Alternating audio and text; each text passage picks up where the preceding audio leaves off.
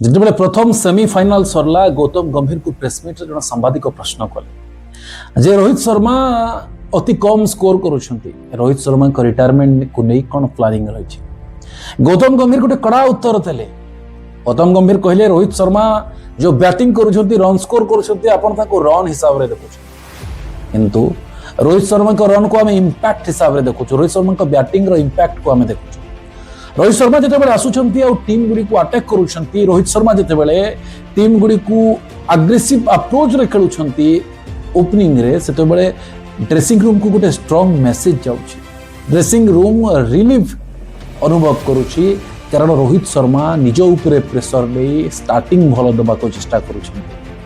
आपण माने रन को देखुथिबे, आपण माने स्टार्ट्स को देखुथिबे, 50 सेंचुरी को देखुथिबे, किंतु आमे इंपैक्ट देखुछु, आमे प्लेयर इंटेंट को देखुछु। आउ गोटे कोच रो या ठारू बड़ कथा कहि पारे निज कैप्टेन को निज प्लेयर को बैक करिबा, तार लो टाइम रे हाई टाइम रे सब बेले बैक करिबा, ये होछि गोटे कोच रो काम।